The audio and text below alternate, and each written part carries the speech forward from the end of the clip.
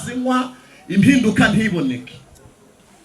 Ariko dushimye Yesu yuko yaduhamagaye tukagera imbere ye tugahinduka ibyaremwe bisha, ibya kera biba bishize, tukinjira mu bundi bwiza buruta ubundi bwiza. Uyeru amakuru mu gihugu cyo mu ijuru. Sifa kwa Mungu.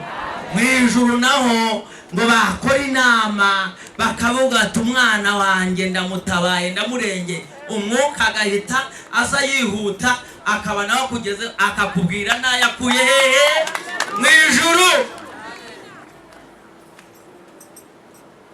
Timuyafite se yanzaye Imana yahumura mwana wanjye, komera nzagutabara nzakurengera nzakugirira neza ukabona bayeho.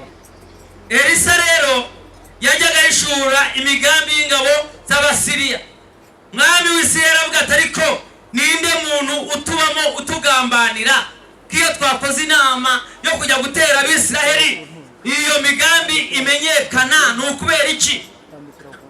Baramubwira bati mwami wa Siriya rero reka tukubwire nta muntu kugambanira muri twebwe, ahubwo mu Isirayeli harimo umuhanuzi w'Imana, harimo umukozi w'Imana, ni ugenda akabwira umwami w'Abisirayeli ibyavugiwe ku murere hahandi iherereye.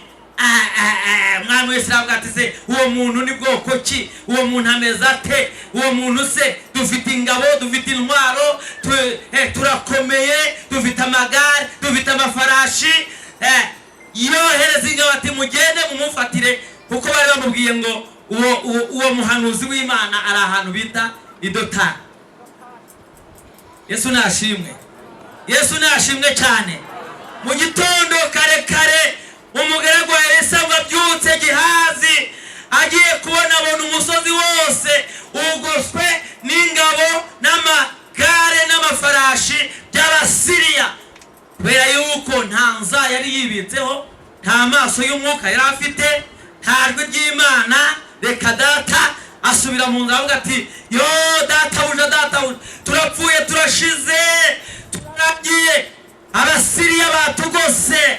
Ariko Elisa wari uhagaze mu ruhande rw'Imana, sifa kwa Mungu, wari uri ahantu mu burinzi bw'Imana. Aravuga ati yewe Gihazi we ndakubabariye. Arasenga avuga ngo Uwiteka we humura amaso y'umugaragu arebe. Sifa kwa Mungu. Imana ikora ku maso ya Gihazi ngo agiye kubona. Aravuga ati nabera nanjye Gihazi nderetswe Gihazi. Ari uzibari z'abantu bajya berekwa batari bavi yo ngiyo y'Imana ibashaka kugira ngo ibereke imbaraga zayo. Gihazi yeretswe agendera ku Mana ya shebuja Elisa. Gihazi aravuga ati nabera databuja nderetswe. Elisa aravuga ati ubonye iki? Aravuga ati mbonye ingabo n'amagare n'amafarashi ariko by'umuriro bitugose. Bigize gute? Bitugose. Ingabo zaraje zigira kwa Elisa. Elisa arazibaza ati murashaka nde? Baravuga bati turashaka Elisa niwe dukeneye. Aravuga ati ingi ntago ari yo nzira, uyo si wo mudugudu. Ariko gatoya ngo yabwiye Imana ati Mana ngusabye gusa ko uhuma amaso y'izi ngabo. Ndashima Imana. Imana ifite ingabo nyinshi zo kuturwanirira. N'umwijima nawo ubujya n'ingabo y'Imana. Nasomye muri Bibiliya nsanga ngo n'amavubi nazo ngo ni ingabo z'Imana.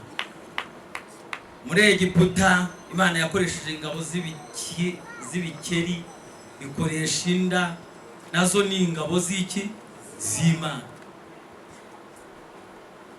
Imana yohereza ubuhumyi kandi bakanuye bareba. Uzi guhuma kandi ureba. Nta nubwo batiratize, oya bari bakanuye ariko batareba, ntibarebaga imbaraga z'Imana.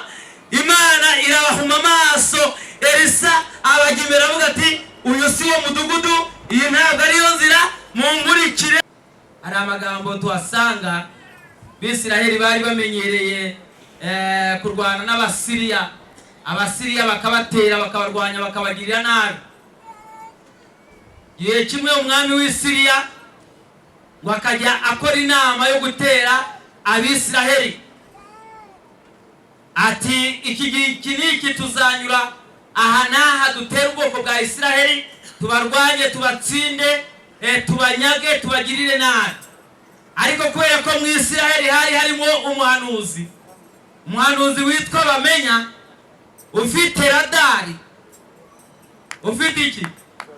Radari ni umuyoboro w'amakuru. Turashima Imana ko igiduha amakuru mbere yuko ibiduhiga bitugeraho. Imana ikaba yaduhaye amakuru. Sifa kwa Mungu. Numvise no mugahe kashize bavuga ngo icyaye. Ariko niba utari mu Mana, hari ijambo nasomye rirantangaza cyane, ryanteye ubwoba, riri muri Yobu gice cya 5 umurongo wa 3.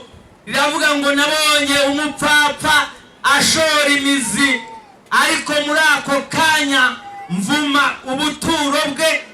Abana be bari kure y'ubuhungiro, bahondagurirwa mu irembo, kandi ntibafite uwo kubarokora.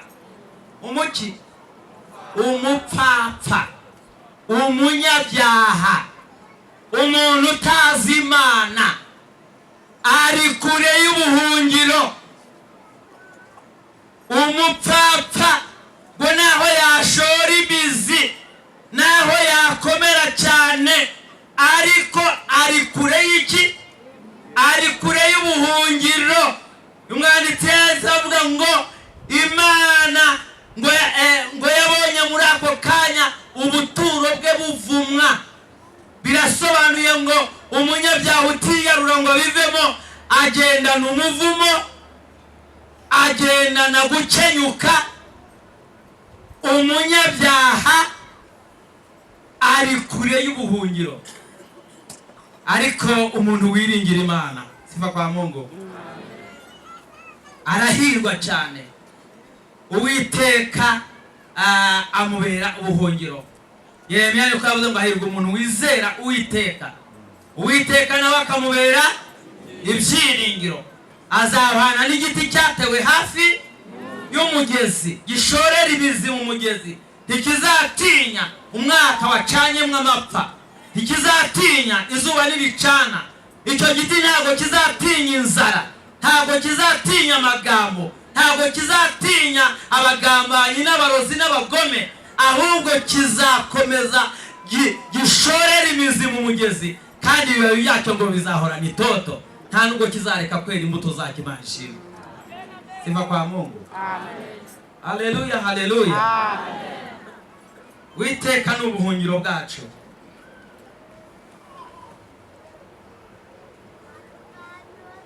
Mu Mana bene data nibwo buhungiro bw'ukuri. Ahandi hose harangerera, hashobora kuriduka, hashobora kuba hateye ubwoba, ariko mu Mana hari ubuhungiro bw'ukuri. Imana ishimwe cyane. Kamabwire niba Uwiteka yakubera ubuhungiro, kawizi yuko uri muri we koko ari uhagaze. Niyo wabona Imana icecetse.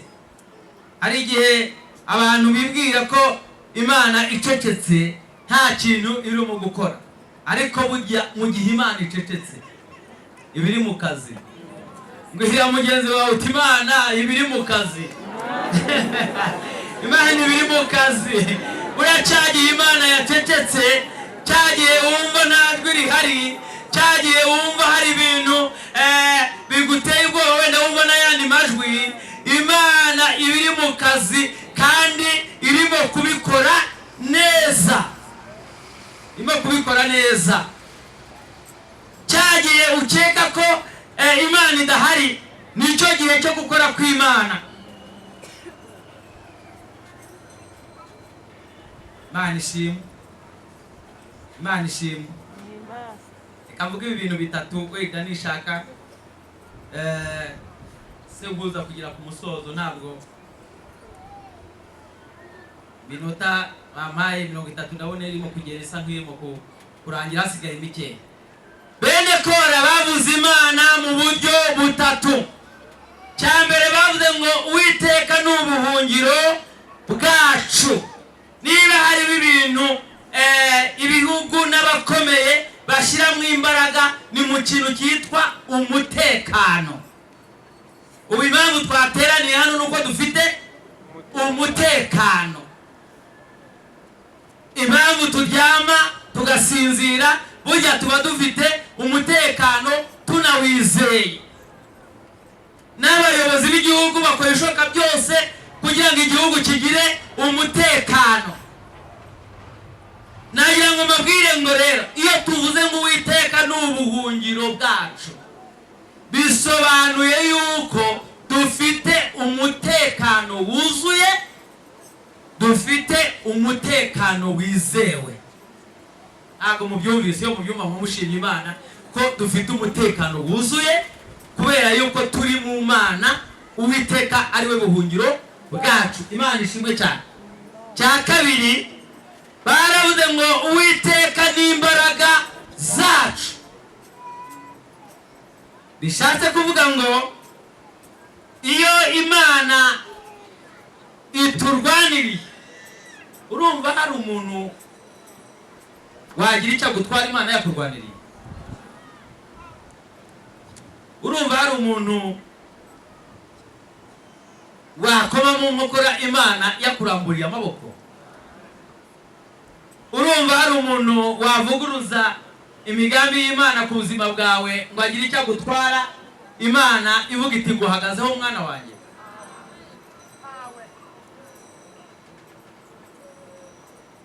Uwiteka n'imbaraga zacu. Uwiteka n'umufasha utabakora mu byago no mu makuba. Ansubira inyuma gatoya babwire umuntu umwe wanijeje cyane wagize Imana ubuhungiro. Ndamukunda cyane, umuhanuzi Elisa. Bami baka ruhande rw'abantu rurangira. Bene Kora bahisemo guhagarara mu ruhande rw'Imana. Ndimo ntekereza aya magambo numvaga Umwuka Wera ambaza ngo ese ibihe bikomeye abantu bahagarara hehe? Iyi minsi baye mibi abantu bahagarara hehe? Imana n'ubuhungiro bwacu. Imana ni iki? N'ubuhungiro bwacu. Abantu bahari badahari, Imana n'ubuhungiro bwacu. Imiryango ihari idahari, Imana n'ubuhungiro bwacu. Insengero zikinzwe zidakinzwe, Imana n'ubuhungiro bwacu. Sifa kwa Mungu. Amen. Haleluya, haleluya. Amen. Ariko nabonye mu bihe byatambutse Imana yakubisemo akantu kitwa Covid. Abantu bamwe bajya bavuga Imana, bavuga gukomera, baririmba Imana, baragaragara bajya mu rundi ruhande. N'ubu ngubu tuza mu modoka twaje tubivuga, Covid yaraje iranyeganyeza abantu bamwe bajya mu ruhande rw'abantu. Ariko ndashimira Imana ko hari n'abandi babaye mu ruhande rw'Uwiteka. Abo babonye amaboko y'Imana, nanjye ndimo, babonye gukomera kw'Imana. Ahari mwebwe hano sha mwatungagwa n'ibi bitoki, nibo ndabibona. Insina zanyu zarabatungaga, mwajyaga no munsi y'urugo. N'imirima yanyu mwebwe irera we. Ariko i Kigali sha n'uguhinga muri kaburimbo. Iyo udahinze mu mutwe uhinga mu muhanda. I Kigali. Ariko twabonye amaboko y'Imana. Bamwe babivamo bajya mu ruhande rw'abantu, ariko ababaye mu ruhande rw'Imana twabonye gukomera kw'Imana.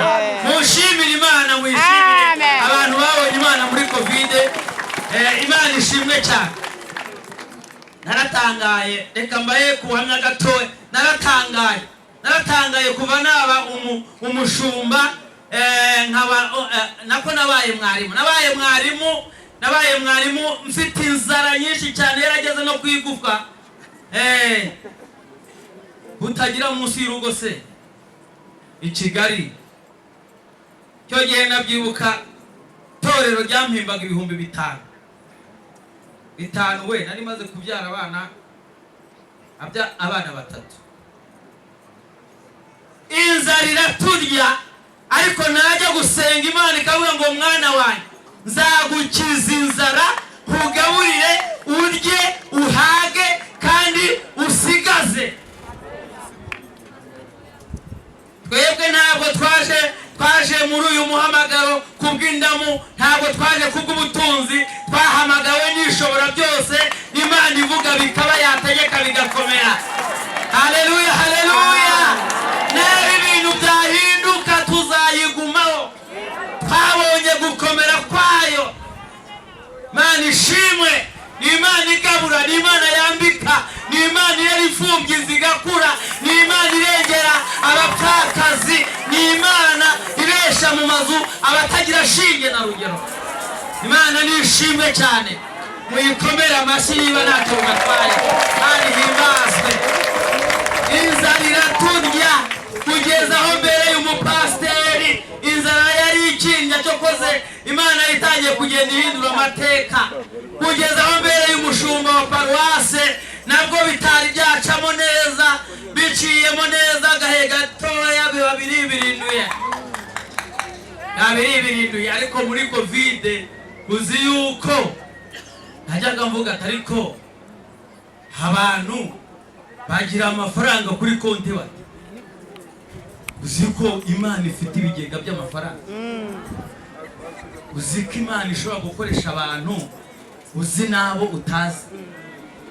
Muri Covid ntahinga tudaterana tudasenga, niho Imana yamfukuriye iriba rwose. Navuga ati muvomeyeho wariba we,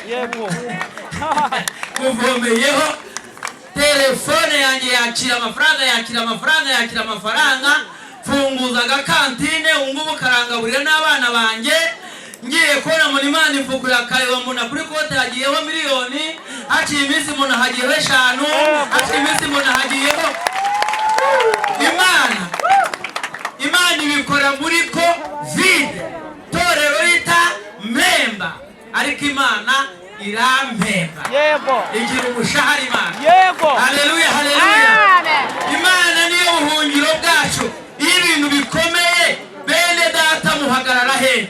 Bene Kora baravuze ngo bavuze Imana neza, bene Kora baravuga ngo naho imisozi yakurwa ahayo igatabwa hehe? Imuhengeri. Bisobanuye ngo bari bavuze ngo nta hantu ho guhagarara. Imisozi yibirinduye, ubwo bisobanuye ko nta hantu ho guhagarara. Reka mbabwire bene data, nubona nta hantu ho guhagarara mu muryango wawe, ukabona nta hantu ho guhagarara, aho washatse ukabona nta hantu ho guhagarara, aho ukorera ukabona nta hantu ho guhagarara, mu nshuti zawe ukabona nta hantu ho guhagarara, hazaba hasigaye ahantu hamwe Imana iguteguriye nk'umuntu yiringira ho guhagarara. Sifa kwa Mungu. Amen. Aho hantu hitwa mu Mana.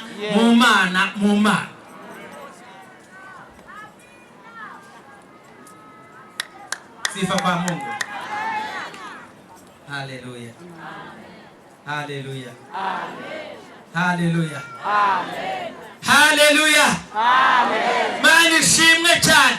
Mu Mana urahagarara ugakomera. Mu Mana urahagarara, imiryango yaguhagurukira ugakomera. Mu Mana urahagarara, abagambanyi bagahaguruka bakagambana bigapfa ubusa. Mu Mana urahagarara, Imana ikavuga ngo baho, kuko ari njye uvuze ngo gira gute? Baho. Abarozi batabishaka, Satani atabishaka, abadayimoni batabishaka, mu Mana turahahagarara tukabaho.